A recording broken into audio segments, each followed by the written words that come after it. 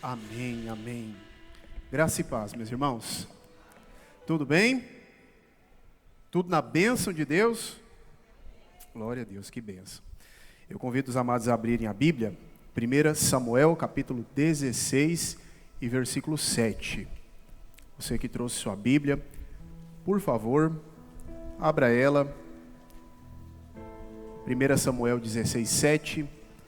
Que Deus abençoe poderosamente a vida de todos vocês, a vida dos que estão acompanhando a transmissão, sejam ricamente abençoados e edificados. 1 Samuel 16 e versículo 7. É um daqueles textos bem conhecidos da Bíblia. Amém, amados? Glória a Deus. Bom, está escrito assim: o Senhor, contudo, disse a Samuel: não considere a sua aparência nem a sua altura, pois eu o rejeitei. O Senhor não vê como o homem vê a aparência, mas o Senhor vê o homem vê a aparência, mas o Senhor vê o coração. Feche os seus olhos. Nosso Deus, nós somos gratos ao Senhor por essa palavra que foi lida, por nós termos acesso à sua verdade. Nós somos gratos por estarmos reunidos aqui no nome de Jesus Cristo, para nós aprendermos de Ti, ó Deus, aquilo que transforma as nossas vidas. Por bondade, fala com essa igreja. Fala com cada homem e cada mulher que chegou nesse lugar. Fala conosco nesse culto onde vamos celebrar a ceia do Senhor Jesus. Fala conosco de modo poderoso, surpreendente, transformador. Esse é o nosso desejo, Deus, que tudo seja para a glória do Seu nome e para a edificação da Sua igreja, em nome do Senhor Jesus.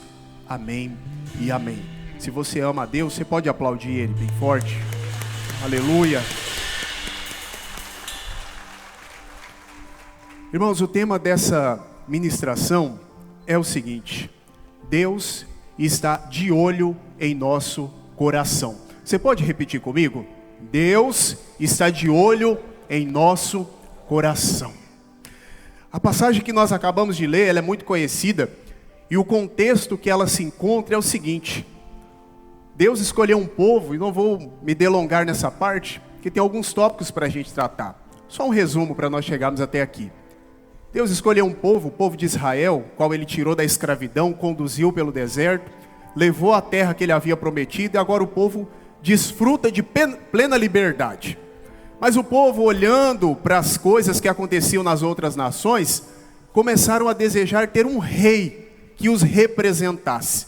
Até então, a forma de governo do povo de Israel era o que a gente chama de teocracia, ou seja, Deus era o rei do povo. Mas o povo começou a se sentir desconfortável com isso, porque viram que todas as outras nações tinham também um rei. Eles falaram assim: nós também queremos ter um rei. Nós queremos uma pessoa de carne e osso, que nós possamos olhar e dizer: esse é o nosso rei. E então Deus, em sua misericórdia, dá a eles um rei. Esse rei chama-se Saul. Mas esse Saul, ele não agiu em conformidade com a vontade do Senhor Todo-Poderoso, Deus de Israel. E ele andou agindo de uma forma muito impulsiva, desobediente, rebelde, e Deus então o rejeita como rei. Embora ele ainda permaneça no trono por alguns anos, Deus se desconectou dele. E Deus é como se Deus tivesse dito assim: agora você está por conta própria, porque eu já te rejeitei como rei por causa das suas desobediências. Nesse processo, Deus escolhe um novo rei para Israel. E esse rei chamava-se Davi. E nesse processo de escolha, Deus chama o profeta Samuel, pede que ele vá até Belém, na casa de um homem chamado Jessé. E lá ele vai ungir o sucessor de Saul. E é legal a história, se você deixou sua Bíblia aí aberta, que Samuel então vai até a cidade, na casa de Jessé. E ele chega lá, e ele começa a olhar os filhos de Jessé. E ele vê que um deles era muito bonito, era alto. E ele pensa assim: com certeza esse será o novo rei de Israel. Sabe por quê, irmãos? Porque nós olhamos a aparência. Seja sincero, seja honesto. Qual é a primeira coisa que você olhou, que você viu na pessoa com quem você decidiu casar-se? Foi o coração? Não. Primeiro nós olhamos para a aparência. Isso foi muito natural da parte de Samuel, porque ele estava para escolher um homem que seria o rei da nação poderosa do Senhor. E ele disse assim: para escolher para ser rei tem que ser alguém com uma boa presença, uma boa aparência. E esse Eliabe, ele era um cara diferente mesmo. Mas aí, quando ele vai ungir a esse homem, porque ele foi em secreto, Jessé nem sabia o que estava se passando, era um negócio de Samuel e Deus. Deus falou assim: não. E aí entra nesse versículo, e eu resumi bastante. O Senhor disse para Samuel: não considere a aparência. E a gente vive num mundo onde nós consideramos muito a aparência. Não tem nada de errado com isso, tá? Olha, a aparência normal. Ninguém tem aquela visão espiritual de falar assim: quando eu olho para alguém, eu já vejo o caráter da pessoa. Não, é aparência. Quantas pessoas você já não se decepcionou por julgar ela pela aparência e depois descobrir que não era nada daquilo que parecia? Já aconteceu com você? Por quê? Porque a verdadeira essência, minha e sua, ela se revela naquilo que está dentro de nós e não naquilo que está fora de nós. A gente já ouviu isso várias vezes, né? Mas às vezes nós esquecemos disso. E aí, ele disse, e aí Deus dá uma lição, e eu acho que poucas passagens na Bíblia são tão claras como essa. Ele diz: o Senhor não vê como o homem vê. E como que o homem vê, Deus? O homem vê a aparência, mas o Senhor vê o coração. Então Deus, Ele está de olho no nosso coração. Agora, reflita comigo, o que é o coração? No contexto das Escrituras, quando se fala de coração, não está se referindo ao órgão que nós temos, que bombeia sangue para o nosso corpo. Se refere à vida interior. Todos nós aqui temos basicamente duas vidas. Resumindo, explicando resumidamente. Nós temos uma vida exterior, que é aquilo que todo mundo está vendo. E nós temos uma vida interior, que é aquela que você e Deus sabem. A vida exterior, ela é facilmente moldável, porque eu posso fingir que eu estou bem. Eu posso fingir que eu sou uma pessoa, eu posso disfarçar. Exteriormente eu posso criar vários personagens, mas dentro do meu coração, o Senhor está de olho. O Senhor vê. Fala para a pessoa que está do seu lado: Deus vê o que está aí dentro. Ele não acreditou, porque você falou com muito amorzinho. Fala assim, ó: Deus vê o que está aí dentro. É para ele ficar preocupado mesmo.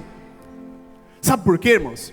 Porque quando nós pregamos algo dizendo assim, que Deus está de olho no nosso coração, isso pode provocar duas reações. Primeiro, quem está bem, ele fica feliz e diz: aleluia, eis aqui o meu coração, a Deus.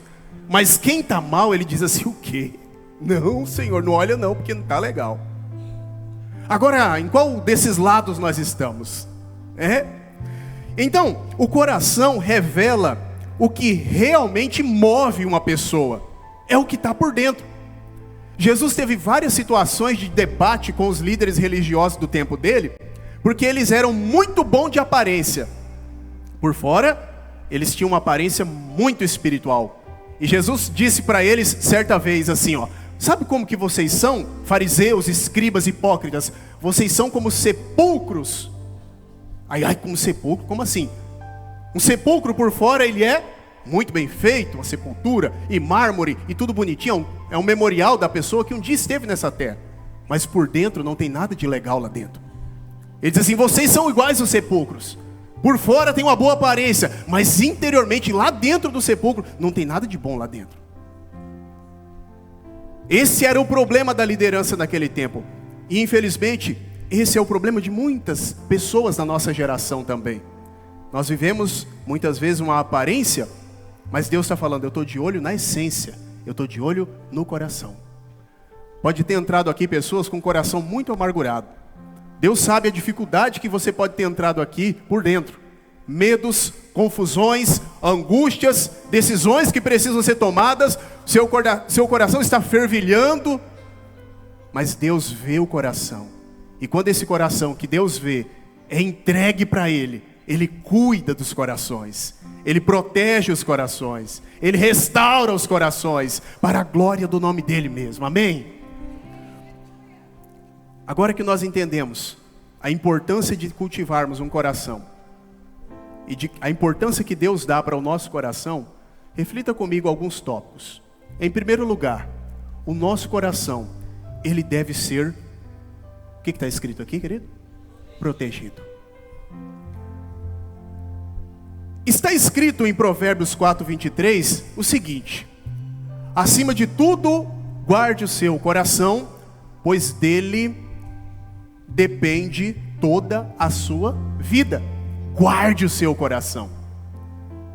Sabe, irmãos, que nós guardamos muitas coisas. Pode ser que alguém aqui tem cofre em casa. O que você guarda dentro do seu cofre? Você que tem um cofre, você guarda coisas que são de valor. E você coloca você deixa a porta do cofre de qualquer jeito. É assim que a gente faz, é? A gente coloca joias lá, ou alguma coisa, dinheiro, alguma coisa de valor, e deixa a porta de qualquer jeito. É assim? Não. Nós colocamos senha. Nós trancamos com uma chave segura. Por quê? Porque acreditamos que aquilo deve estar bem guardado. Mas e quanto ao nosso coração? Nós somos muito cuidadosos com coisas materiais, mas às vezes nós somos descuidados com aquilo que é espiritual, que é aquilo que está dentro de nós. E aí o sábio Salomão, ele diz assim, acima de tudo, tem que guardar mesmo. Protege suas coisas materiais, protege aquilo que Deus te deu, protege seu casamento, protege seu filho, protege seu carro, protege sua casa. Se bota cerca elétrica, bota alarme, câmera de segurança, protege, pode proteger. Mas acima de tudo, protege o teu coração. Porque o nosso coração, ele é alvo de ataques o tempo todo, irmãos. E por onde que entram as coisas que contaminam o nosso coração? Entra pelos nossos sentidos, nossos olhos e nossos ouvidos. É por esses lugares que entram as coisas que contaminam os nossos corações. Então, nós precisamos vigiar aquilo que entra nos olhos, aquilo que vemos, aquilo que nós demoramos o nosso olhar. Isso entra no coração e torna o nosso coração um lugar muito vulnerável para ataques. Então precisamos protegê-lo de uma maneira como se fosse algo de extremo valor. E é difícil a gente proteger o coração nos dias de hoje, porque o tempo todo nós estamos diante de coisas que estão tentando entrar no nosso coração. Nós que estamos aqui, você que está acompanhando essa transmissão, está fazendo algo muito importante, enchendo o coração com as verdades de Deus. Isso é muito bom. Dentro do nosso coração sempre vai prevalecer e deve prevalecer aquilo que é a verdade, aquilo que é luz. Então a primeira coisa que nós devemos fazer com esse coração que Deus está de olho é protegê-lo, porque dele depende toda a sua vida. Em segundo lugar, o nosso coração, ele deve ser um coração puro. Repita comigo, meu coração precisa ser um coração puro. Jesus disse isso em Mateus capítulo 5, verso 8. Ele fez a seguinte declaração: bem-aventurados os puros de coração, pois eles verão a Deus. Sabe, tem certos temas que eles são difíceis da gente falar nos dias de hoje. Dentre os temas, é o tema da pureza de coração. Porque afinal de contas, o que é um coração puro? É um coração perfeito? Você acha que um coração puro é um coração perfeito? Sim ou não? É possível ter um coração perfeito? Agora não. No momento não. Então um coração puro é um tipo de coração que reconhece as suas falhas. É um tipo de coração que reconhece as suas misérias e se apresenta diante de Deus. Irmãos, há muitas coisas que tiram a pureza do nosso coração. Há muitas coisas que infectam o nosso coração. Há muitas coisas que prejudicam aquilo que é mais precioso em nós. Muitas coisas. Esse Davi, que eu acabei de falar, depois que Deus dá essa palavra para Samuel, dizendo para ele assim, ó, não olha para a aparência. Samuel continuou olhando 7 filhos de Jessé e não viu nenhum. E ele falou assim, não é possível. Será que Deus errou aqui? Será que eu vim na casa certa? E aí ele chega para Jessé e diz assim, os seus filhos já passou todos? Falou, não, tem um caçulinha. Sabe o caçula? Ele está lá cuidando das ovelhas. Ele não tem muita importância não. Samuel falou, de maneira nenhuma, nós não sentaremos à mesa enquanto ele não chegar. Ficaram lá os irmãos às vezes reclamando, esse Davi dá trabalho demais, e conversando. Chega Davi. E aí eles vão. E aí Samuel, Deus fala assim, é esse. Unge ele. E ungiu. Agora, Davi foi chamado de um nome muito nobre. Eu acho que dos títulos mais bonitos, tem 2 que eu gosto. Primeiro, Abraão foi chamado de amigo de Deus. E Davi foi chamado de o homem segundo o coração de Deus. Imagina só. Imagina você ser chamado de pessoa segundo o coração de Deus. Alguém falar assim, olha só, Deus do céu falar ao coração de alguém dizendo, aquela pessoa é segundo o meu coração. Isso é muito lindo. É como se Deus estivesse dizendo assim, ó, aquela pessoa está alinhada com os meus propósitos. Vou te dizer, sabe por que Davi foi o homem segundo o coração de Deus? Porque ele não só sentia coisas profundas por Deus. Não é só porque ele amava Deus. Ele era o segundo coração de Deus, porque ele amava muito a Deus. Não era só por isso não. Ele foi chamado de homem segundo o coração de Deus, porque ele queria o que Deus queria. Esse é o desafio. Por que eu estou falando dessas qualidades dentro desse tópico da pureza? Porque esse Davi, que queria o que Deus queria, que a vontade de Deus estava alinhada, a vontade dele estava alinhada com a vontade de Deus, ele não foi perfeito. Ele cometeu um erro. E quando eu digo erro, é um errão. É um erro grande. Mas aconteceu algo diante desse erro que ele cometeu, porque Deus é assim, irmãos. Deus não trata o inocente como culpado, e também não trata o culpado como inocente. Você pode ser a mulher segundo o coração de Deus, você pode ser o homem segundo o coração de Deus, apóstolo, profeta, você pode ser ungido na terra, mas se você pecar, Deus vai ter que puxar a orelha. Se eu peco, Deus precisa puxar a orelha. Por quê? Porque Deus não trata o culpado como inocente. E Deus pune.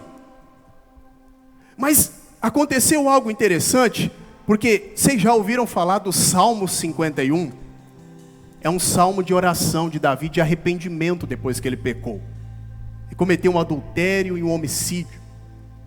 E no Salmo 51, ele faz o seguinte pedido para Deus.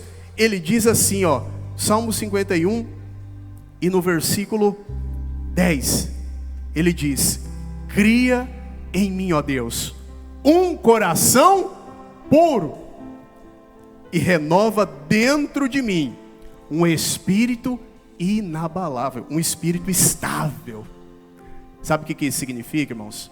Pode ter pessoas aqui que perderam a pureza, que deixaram se levar por coisas erradas, que deixaram se levar pela vontade da carne e dos pensamentos. Mas esse pedido de Davi nos faz pensar algo. Esse algo é o seguinte: a pureza, ela pode ser restaurada. Porque ele se sentiu impuro, e de fato ficou impuro por causa do pecado. Mas no momento de oração, se ele faz esse pedido para Deus, dizendo: Deus, cria em mim um coração puro, porque eu perdi a pureza. Renova em mim o espírito. É como se ele estivesse dizendo assim, ó: a pureza que eu perdi, ela pode ser restaurada. A pureza que você perdeu pode ser restaurada quando você se humilha na presença do Senhor. Quando você se entrega diante de Deus, fala assim: Deus, eu errei, fui impuro, o Senhor conhece o meu coração, cria em mim um coração puro. Deus faz, Deus restaura, Deus cuida. E aí, esse coração puro, ele precisa permanecer puro, porque Jesus falou que aqueles que têm o coração puro verão a Deus. Irmãos, quantos querem ver a Deus aqui? Dê um glória a Deus bem alto. Esse é o nosso desejo. Imagine o grande dia nós podemos contemplar a face desse a quem a gente tanto fala, desse a quem a gente tanto ora, tanto pede para ele, fala dele, lê a Bíblia e fala dele. Chegar o dia ele falou assim: falou de mim, falou comigo, orou a mim, e agora chegou a vez de contemplar a minha glória. É isso que nós queremos. Mas a condição que Jesus apresenta é assim, ó: os puros de coração verão a Deus. Eu não sei o que tirou a pureza do seu coração, eu não sei o que tira a pureza do seu coração, mas é o seguinte: você coloca água limpa em um copo sujo? Quem aqui faz isso? Sabe quando você está com muita sede e você pega aquele copo de água e você fala: vou beber água? Teve um dia que eu cheguei na casa de uma pessoa, que eu fui fazer algo, e a pessoa veio me dar água. Se já aconteceu com vocês? E o copo estava sujo. Isso é complicado, né? O que você faz? Você bebe a água ou você disfarça? Você vai beber água, alguém fala assim: ai, toma essa água. Aí a pessoa não percebeu, você pega o copo está sujo. Você fala: meu Deus, e agora, Senhor? O que eu faço, né? Eu jogo a água de fininho, a pessoa está olhando. É uma situação difícil. Nós não colocamos água limpa em copo sujo, isso não está fora. E da mesma forma, nós somos morada de Deus, nós somos templos do Espírito Santo, e o Espírito Santo é água limpa, e a água limpa não pode estar em um copo sujo. Por isso que o nosso coração precisa ser purificado no sangue de Jesus, para Deus olhar para o nosso coração e dizer assim: esse coração está pronto para receber do meu Espírito. Talvez há muito tempo você fala: Deus, eu quero ser cheio do Espírito Santo, Pai. Eu quero ser cheio do Espírito Santo, Deus. Eu quero ser usado pelo Teu Espírito. Eu quero isso na minha vida. Mas Deus fala: mas tem algumas sujeirinhas que precisam ser tiradas para que a plenitude do Espírito se manifeste na sua vida. Às vezes são coisas pequenas, irmão. Maus hábitos, uma linguagem, uma palavra torpe que sai da sua boca, que você sabe que não devia falar, mas você pensa: escapou de novo. Seja lá qual for a sujeirinha, precisa ser limpa hoje, em nome de Jesus. Em nome de Jesus, o nosso Salvador. Agora, o terceiro tópico é o seguinte: o nosso coração, ele deve expressar adoração. Recapitula comigo. Deus vê o coração, Deus não vê a aparência. Então, tendo em vista que Deus vê o meu coração, e naquele grande dia, no dia do juízo final, não importa tanto quanto eu tenho feito com as minhas mãos, Deus vai falar assim: mas o que moveu as suas ações? Ou seja, o que existiu dentro do seu coração? Tendo em vista isso, o nosso coração tem que estar protegido. Tendo em vista isso, o nosso coração deve ser um coração puro, na medida do possível. E por último, o nosso coração deve expressar adoração. Agora, adoração é cantar? É só cantar? Nós acabamos de cantar, nós adoramos a Deus? Precisa ter medo de responder. Nós adoramos a Deus com as canções. Adoração também é cantar. É para isso que nós temos instrumentos musicais. Nós temos os irmãos e as irmãs que soltam a voz aqui louvando a Deus, e a gente acompanha eles. Mas não é só isso. A adoração do coração, a adoração verdadeira, ela não deve ser apenas música. Ela deve ser uma postura do nosso coração. Deus espera que nós tenhamos o coração de um adorador. Quando Deus olha para nós, Ele não olha quantas vezes nós cantamos hinos na igreja, mas quantas vezes o nosso coração expressou adoração a Ele no nosso dia a dia. Eu gosto muito de falar isso, irmãos, porque desde bem cedo eu sempre entendi que a igreja, ela é um ambiente onde os adoradores se reúnem para expressar aquilo que eles já fazem a semana inteira. Então chegou no domingo, eu vim na igreja para renovar as minhas forças. Também pode acontecer, mas na verdade eu venho na igreja só para expressar, junto com os meus irmãos, aquilo que durante a semana inteira eu já tenho expressado, a adoração a Deus. É uma forma coletiva de eu adorar, mas no dia a dia é uma forma pessoal, aqui dentro. Quando a gente está bem com Deus, é como se o nosso coração ficasse cantando. Eu gosto muito do que Deus faz. Eu trabalho com o irmão Cláudio, o irmão Claudenor, e lá a gente canta. Só ele, tá, irmão? A gente... Então é gostoso, sempre estamos louvando, ouvindo o hino. Lá tem a oportunidade de, enquanto a gente trabalha, você põe um sonzinho lá, dá para ouvir canções e cantar baixinho. Então é muito bom você adorar com as canções. E é muito bom você ter um coração que expressa adoração.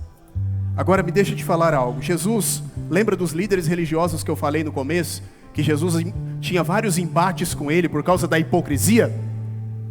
Em certo dia, Jesus disse algo muito duro para eles. No capítulo 15 de Mateus, versículo 8 e 9, nós lemos Jesus fazendo uma citação de Isaías 29, 13. Ele diz assim: esse povo me honra com os lábios, mas o seu coração está longe de mim. E aí ele continua dizendo assim: em vão me adoram. Meu Deus, os seus ensinamentos não passam de regras ensinadas por homens. Adorar com os lábios é bom, mas adorar com o coração é fundamental. O povo adorava com os lábios, e eu nunca esqueço uma vez que eu li ou ouvi um pregador conhecido dizendo assim, sabe a hora que nós mais mentimos dentro do culto? Aí que hora que a gente mente no culto? Na hora dos louvores. Por quê? Porque muitas vezes nós estamos louvando assim, te adorarei, não importam as circunstâncias. E aí quando vem as circunstâncias difíceis, quer nem saber de Deus, mentiu. Outra hora a gente canta, né? Vou passando pela prova dando glória a Deus. Aí chega a hora da prova, por que que Deus deixou isso acontecer comigo? Eu não vou mais para a igreja. Mentiu na canção. Então a hora que a gente mais corre o risco de mentir é na hora dos louvores. Então cuidado na hora que estiver cantando. Porque às vezes a gente está cantando algo que não condiz com a nossa verdade, do nosso coração. Agora no Salmo 103, verso 1, vai dizer o seguinte: bendiga, ó Senhor, a minha alma. Bendiga o Senhor todo o meu ser. A adoração, ela não tem que ser só da minha boca, mas tem que ser de todo o meu ser, de todo o meu coração. Deus está de olho no seu coração, irmãos. Deus está de olho no nosso coração. Às vezes as pessoas podem olhar para você por fora e dizer assim, que nada, aquilo lá nem ora, aquilo lá não é espiritual não. Mas Deus sabe o quanto você busca Ele dentro do seu coração. Deus conhece a sua intimidade lá no teu quarto, na tua madrugada, quando ninguém está vendo. Crente de verdade é esse, é quando ninguém está vendo. Quando as pessoas estão vendo, é muito fácil. Vocês estão me vendo, que legal. Olha lá ele pregando, olha que legal. Mas e da minha vida, do meu coração? Os irmãos cantou, todo mundo, olha que legal os irmãos cantando, olha, nossa, canta bem, toca bem. Mas e os corações? Eles dão muito trabalho, os músicos. Mas a grande verdade, irmãos, é que Deus, Ele espera de nós um coração que adora. Jesus disse isso Quando ele diz assim: o Pai procura verdadeiros adoradores, que o adoram em espírito e em verdade. Porque desses Deus se agrada. Desses Deus se agrada. Para mim, encaminhando, para a gente passar para o momento da ceia, eu quero refletir com você mais uma vez. Esse Davi, o que fez toda a diferença na vida dele, não foi o ambiente que ele viveu. Porque talvez você vai dizer assim, o ambiente influencia muito as pessoas, verdade. O ambiente influencia, mas não é um fator determinante se você vai ter sucesso ou não. O que determina se você vai ter sucesso na vida espiritual, na vida material, não é que eu cresci num ambiente tóxico. O que determina é o que você carrega dentro do seu coração, o que você decidiu permanecer aqui dentro. É isso que vai determinar se a tua vida vai ser bem sucedida ou mal sucedida. Mas o meu pai, a minha mãe, os meus irmãos, o meu patrão, tá bom, essas pessoas podem ter te prejudicado, mas quem tem a chave do teu coração, Deus colocou na tua mão, você protege ele. Mas não é fácil, não é mesmo não. Tem coisas que eu carrego aqui dentro que está difícil de arrancar.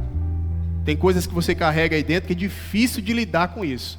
Mas isso não pode determinar. Para você pensar. Se o sucesso de alguém fosse determinado pelo ambiente ou pela aparência, Davi, eu, você, estávamos perdidos. Davi, quando vai enfrentar o gigante, ele não vai acreditando no seu potencial humano. Ele vai acreditando no potencial de Deus, porque dentro do coração dele, ele alimentava uma firme convicção de que Deus estava no controle. Então ele pega a pedra e ele vai para cima. Alguém olha e fala assim: olha lá um louco, olha, ai que morte trágica, né? Tão jovem, vai morrer assim, esmagado por um gigante. Davi contraria todas as expectativas e vence aquela batalha. E é interessante que Saul queria colocar a armadura nele. Falou assim: meu filho, pelo menos morre de armadura, né? Para não ficar tão feio assim. Davi falou assim: isso daqui não serve de mim não. Por quê? O exterior, irmão, de Davi, para ele estava tranquilo. O negócio era o interior. Se o meu coração está com armadura, eu venço as batalhas. Eu posso estar com uma roupa bonita, com um sapato bonito, eu posso estar com várias coisas bonitas. Mas se dentro do meu coração as coisas não estão bem resolvidas, eu não vou vencer. Vai dar trabalho, eu vou perder. Deus te trouxe aqui, nesse culto de ceia, para tratar o teu coração. Deus nos trouxe aqui para tratar corações nessa noite. Todos os traumas, todos os sentimentos que você pensou que deveria carregar isso, porque foi algo que você herdou, nessa noite, Deus te dá a oportunidade de lançá-los fora de dentro de ti, em nome de Jesus Cristo. E receber de Deus um coração novo, um espírito novo, uma nova mentalidade, para a glória do nome dEle. Onde psiquiatra não alcança, remédio não alcança, médico não alcança, não tem quem alcança, Deus alcança. E alcança para curar. E alcança para curar. Se você pudesse colocar de pé nesse momento.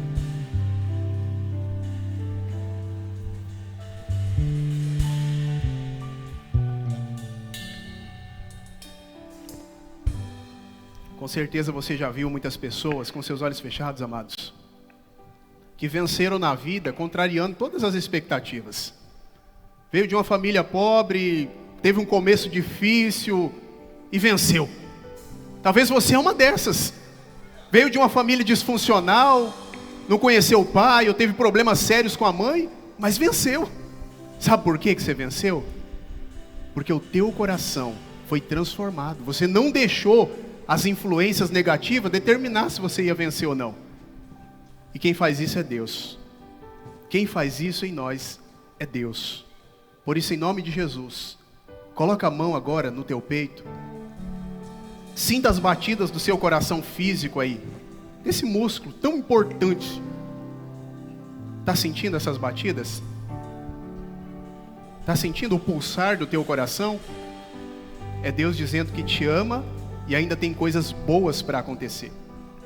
É Deus dizendo para mim, Djalme, eu te amo, tem coisa boa para acontecer ainda. Enquanto esse coração estiver batendo, o meu espírito continua se movendo em ti e através de ti.